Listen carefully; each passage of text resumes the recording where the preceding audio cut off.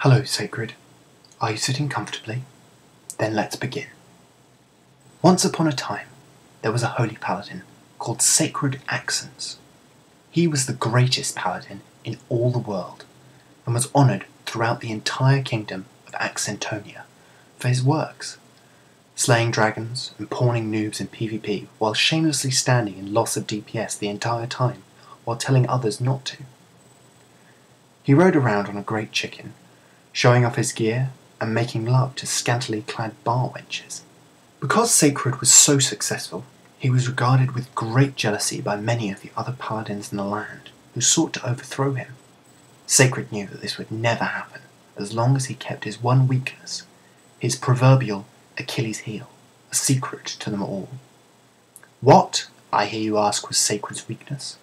The sad truth was that from birth he had been unable to produce a convincing British accent.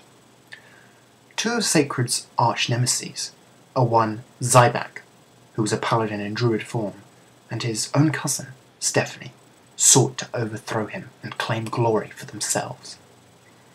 They visited an old sage in the woods, who they heard gave advice on how to find one's greatest desires. His name was Five-Shot, and all his advice was prefaced by pretentious minimalist music and references to evolutionary biology. After about 6 hours of being told they weren't educated enough to speak to him, Zyback and Stephanie finally managed to persuade Five-Shot to gaze into his magical looking glass and tell them Sacred's weakness. Having been told of Sacred's lack of facility at producing a British accent, both Zyback and Stephanie began to hatch a plan on how to bring him down. As they walked away, Five-Shot shouted after them that causing drama is never a good idea, and that it could only backfire, but both were so taken with scheming that they barely even heard him. And so, Zyback and Stephanie petitioned the king and arranged for a great carnival to be thrown, celebrating the illustrious paladins throughout the kingdom. Sacred was of course invited as an honoured guest, and the king planned to give the Ruffleporn Paladin Award to him. Zyback and Stephanie suggested to keep it a secret from Sacred until the night of acceptance, so that he would be extra surprised and pleased. On the night of the awards ceremony, Sacred arrived at the king's hall, surrounded by a gaggle of hot chicks, and sipping a McDonald's chocolate milkshake. He was seated next to the king, and so the awards began. First, an award was given to Zyback. He stood up and marched to the king to give his acceptance speech. "Hey guys, it is I, Zyback. I'm a gamer. Thanks for the award. I'm super stoked for this award because I'm super stoked. And this just shows that cats can be paladins too, even though they can't hold maces and have no opposable thumbs." As was customary in the land, Zyback then pronounced the invocation of acceptance in his best British accent. The reason for this, of course, is because the king was British, as all monarchy everywhere are unequivocally from England. And so Zyback spoke. "Thank you, old chum, for this award. Forward I go, never to be bored." Then Stephanie was presented with an award. She came to give her acceptance speech. "Hey guys, thanks for this award. I graciously accept,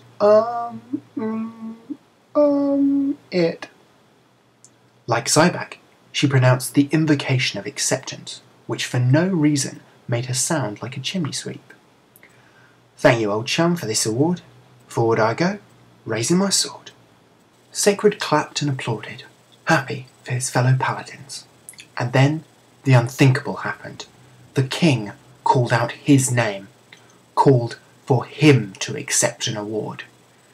Sacred went pale, or at least more pale, and froze for a second, then slowly got up and walked to the king. He didn't even try an acceptance speech. He went straight to the invocation, knowing he couldn't hope to complete this one simple task for his king. He tried so hard, but couldn't do it. It just sounded like an American person speaking with vaguely lengthened vowel sounds. The king was horrified, offended, disgusted, and banished Sacred from the kingdom for all of eternity. Furthermore, he he stripped Sacred of his gladiator gear, which, predictably, made all the chicks faint. Sacred began to leave the king's hall as the crowd booed him, disgraced and dressed only in bizarrely clingy cloth pants. Vegetables were chucked at him, and everyone called him a fake on his way towards the exit, especially Zyback and Stephanie, who grinned evilly, pleased that their plan had worked.